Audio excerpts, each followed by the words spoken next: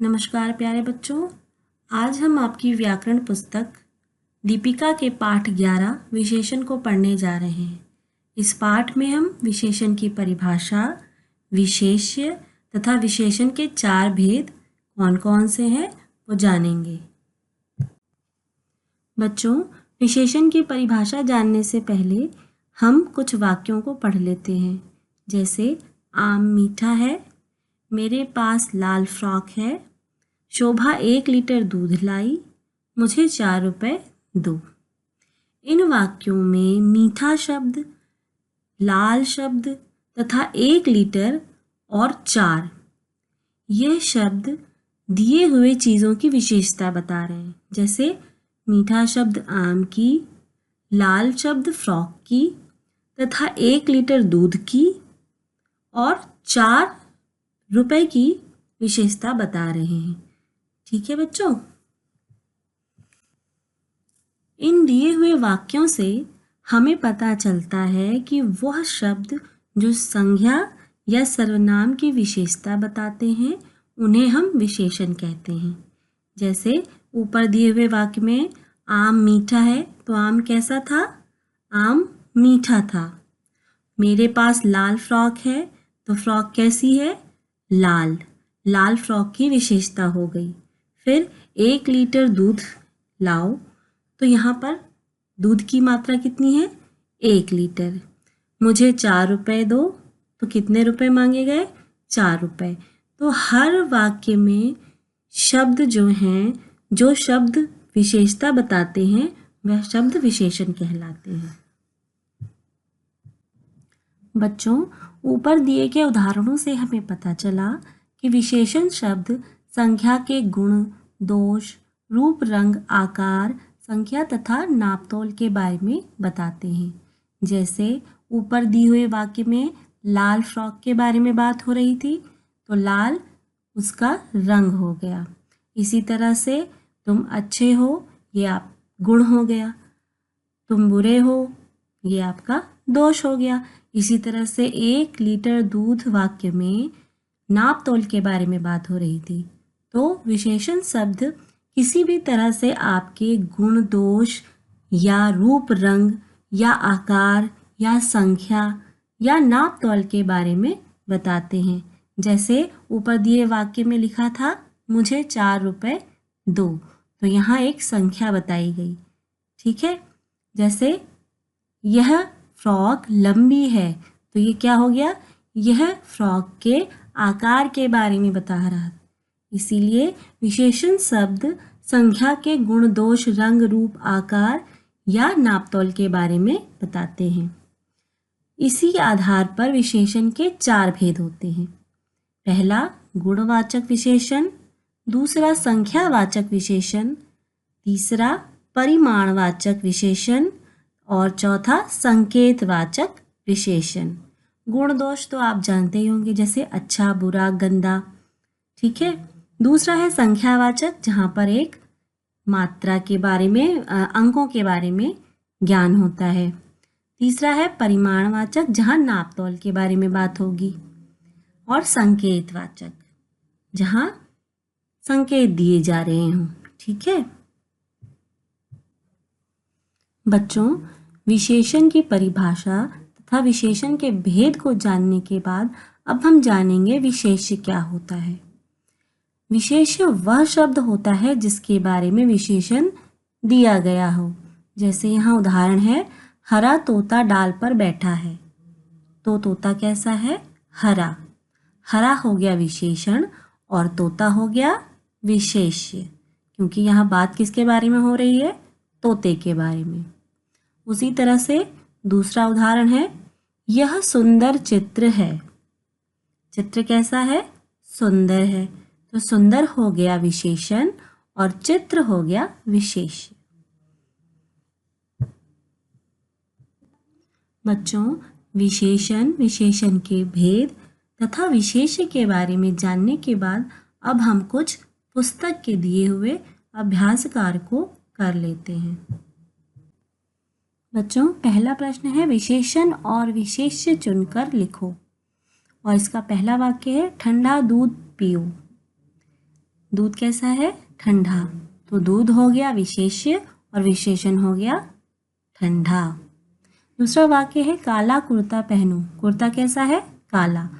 यहाँ रंग के बारे में बात हो रही है तो ये हो गया विशेषण और कुर्ते को हम विशेष्य में लिखेंगे।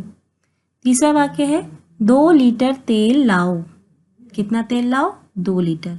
तो 2 लीटर हो गया विशेषण और तेल हो गया विशेष्य।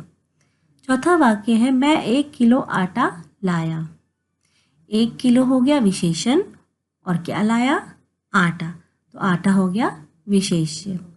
पांचवा वाक्य है पार्क में 4 लड़के खेल रहे हैं। कितने लड़के खेल रहे हैं? 4। तो ये हो गया विशेषण और कहाँ खेल रहे हैं? ये हो गया विशेष्य पार्क। दूसरा प्रश्न है निम्नलिखित वाक्यों को उचित विशेषण द्वारा पूरा करो।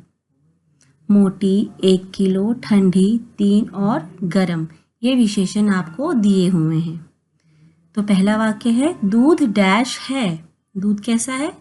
दूध गरम भी हो सकता है, ठंडी भी हो सकता है, परंतु ठंडी विशेषण यहाँ पर उपयुक्त नहीं बैठता है, इसलिए हम गरम लिखेंगे। तो दूध गरम है। डैश रोटी अच्छी नहीं लगती।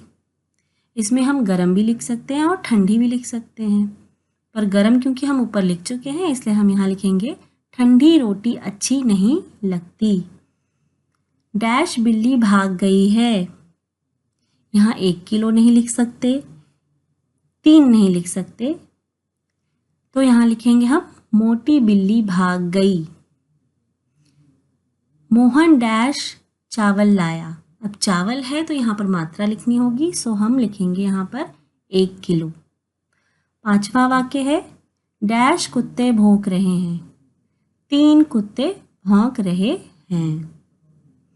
प्रश्न 3 नीचे लिखे वाक्यों में विशेषण का सही रूप भरो। जिराफ की गर्दन, यहाँ विशेषण क्या दिया हुआ है? लंबा। तो हम क्या लिखेंगे? उसका रूप बदलकर लंबी। जिराफ की गर्दन लंबी होती है। दूसरा वाक्य है डैश पानी मत पियो। गंदा है, यहाँ हम बदलेंगे नहीं क्योंकि हम इसे ऐसे ही प्रयोग कर सकते हैं, तो हम लिखेंगे गंदा पानी मत पियो। डैश हवा थकान दूर करती है। अब ठंडा हवा हम नहीं लिख सकते, तो हम लिखेंगे ठंडी हवा थकान दूर करती है। डिब्बे में डैश चीनी है। चीनी के साथ हम थोड़ा नहीं लिख सकते, हम लिखेंगे थोड़ी। तो डब्बे में थोड़ी चीनी है। बच्चों, चौथा प्रश्न है विशेषण विशेष्य के सही जोड़े बनाओ। तो जहरीला के साथ क्या विशेष्य हम लगा सकते हैं? सांप। राष्ट्रीय के साथ हम झंडा विशेष्य लगा सकते हैं। परिश्रमी के साथ बालक विशेष्य और ऊंचा के साथ पहाड़ विशेष्य। इसी तरह से पांचवा प्रश्न है चित्र देखकर विशेषण शब्द लिखिए। पहला चित्र है कोयल का, तो कोयल काली, काली कोयल। इसी तरह से दूसरा है चित्र चाय का, गरम चाय। तीसरा है चूहा, तो चूहा मोटा भी हो सकता है और छोटा भी। इसी तरह से आम पीला भी हो सकता है और मीठा भी, और फूल लाल। बच्चों, छठा प्रश्न है कटोरे में दिए गए शब्दों में से विशेषण और विशेष्य छांट कर लिखो। विशेषण और विशेष्य पानी, फूल, तितली, गरम, खेत, होशियार, काली, पत्ता, मीठा, अच्छा, ठंडा, चाय, छात्र और फीका। इसको हम छांटकर इस तरह से लिखेंगे। विशेषण होशियार, गरम, काली, मीठा, ठंडा, अच्छा और फीका। विशेष्य छात्र, चाय, तितली, फूल, पानी, खेत और पत्ता। बच्चों, अगला प्रश्न है प्रश्न 3 के आधार पर उचित विशेषण का प्रयोग करते हुए 5 वाक्य बनाइए। प्रश्न 3 में 4 विशेषण थे, ठंडा, गंदा, लंबा और थोड़ा। इनको हम प्रयोग करते हुए कुछ वाक्य बनाएंगे, जैसे सड़क बहुत लंबी थी, गंदे कपड़े नहीं पहनना चाहिए, पानी बहुत ठंडा था, मुझे थोड़ा चावल दो और मैंने थोड़ा पानी पी लिया है। बच्चों, इस तरह से यह पाठ समाप्त होता है। इस पाठ से संबंधित आप कोई भी प्रश्न पूछना चाहते हैं तो आप नीचे कमेंट बॉक्स में कमेंट करके पूछ सकते हैं। धन्यवाद।